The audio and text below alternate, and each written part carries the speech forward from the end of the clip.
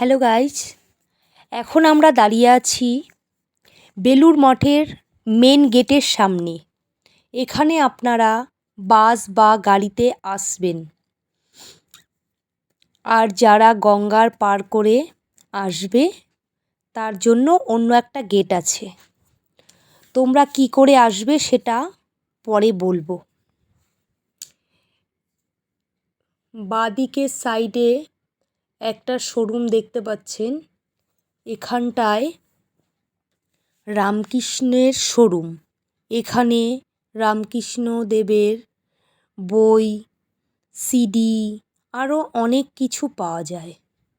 এই মিউজিয়ামটার মধ্যে কিন্তু ভিডিও করা একদম মানা। চলুন এবার আপনাদের এই মঠের চারিদিকটা ঘুরিয়ে দেখাই। এই সামনে যে এই মন্দিরটা দেখতে পাচ্ছেন, এটা হলো, এখানে একটা রামকৃষ্ণর মূর্তি আছে, যেখানে একদম কথা বলা নিষেধ, সবাই সাইলেন্ট হয়ে থাকে। এবার আপনাদের জানাই এই মঠটা কখন খোলে। এপ্রিল থেকে সেপ্টেম্বর মাসে সকাল 6:30 থেকে 11:30 পর্যন্ত, আর বিকেল 4টে থেকে রাত 9টা।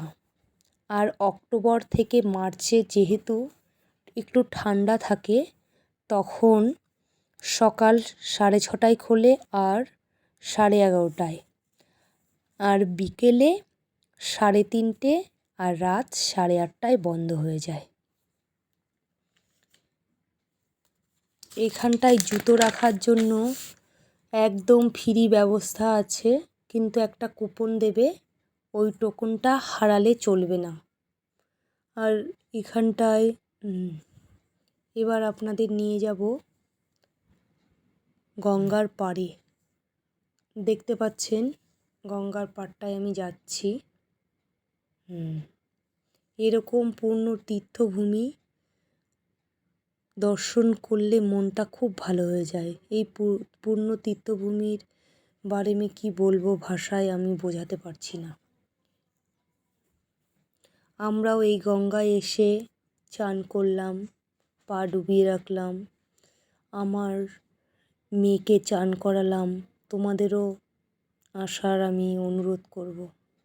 ভিডিওটা ভালো লাগলে